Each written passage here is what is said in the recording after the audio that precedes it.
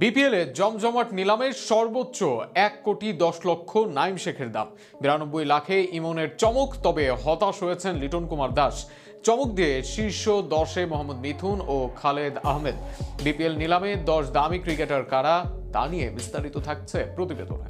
শেষ হয়েছে বিপিএলে দেশি খেলোয়াড়দের নিলাম। সরাসরি চুক্তির বাহিরে প্রত্যেক দলই তাদের কোটার সব খেলোয়াড়দের দলে কিনে নিয়েছে নিলামে। তবে সেখানে আশ্চর্যজনকভাবে কেউ পেয়েছে চড়া মূল্য, কেউ আবার পেয়েছে নিজের যোগ্যতার চেয়েও কম মূল্যের দাম। সেখানে শীর্ষ ১০ ক্রিকেটার যারা পেয়েছেন সর্বোচ্চ দাম, শীর্ষ ১০-এর ভিতরে ১০ নম্বরে রয়েছেন খালেদ আহমেদ। ৪৭ লাখ টাকায় সিলেট তাকে দলে ভিড়িয়েছে।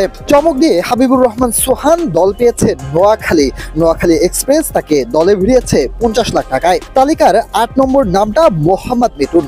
কোয়াবের সভাপতির চড়া মূল্য অনেকের চোখ কপালে তুলেছে। ৫২ লাখ টাকায় তাকে দলে ভিড়িয়েছে ঢাকা। তালিকার ৭ নম্বর নাম নাহিদ রানা।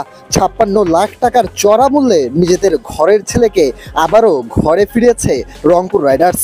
আর তার উপরে সমান দাম নিয়ে আছেন শামীম হোসেন পাটোয়ারি, যাকে ৫৬ লাখ টাকায় দলে ভিড়িয়েছে ঢাকা ক্যাপিটালস। এদিকে রাজশাহী তাদের দলে ভিড়িয়েছে তানজিম হাসান সাকিবকে।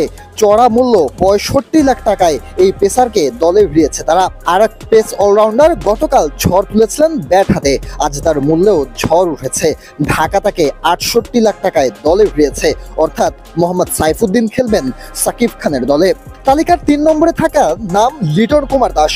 ভাবা হচ্ছিল এ ক্যাটাগরির এই খেলোয়াড়কেই সর্বোচ্চ মূল্য দিয়ে অকেশনে দলে ভিড়াবে দলগুলো, তবে সেটি নয়। ৭৫ লাখ টাকায় তাকে দলে পেয়েছে রংপুর রাইডার্স। তালিকার ২ নম্বর নামটা তাওহিদ হৃদয়। প্রায় কোটি টাকা, অর্থাৎ ৯২ লাখ টাকায় তাকে দলে ভিড়িয়েছে একই দল রংপুর রাইডার্স। তবে সবচেয়ে চমক ছিল আজকের নিলামের প্রথম নামটি, ক্যাটাগরি এ থেকে নাইম শেখকে, যেখানে অনেকে কিনবেই কিনা প্রশ্ন তুলেছিল, সেখানে ১,১০,০০,০০০ টাকা অর্থাৎ নিলামের সর্বোচ্চ রেকর্ড করে দল পেয়েছেন চট্টগ্রামে।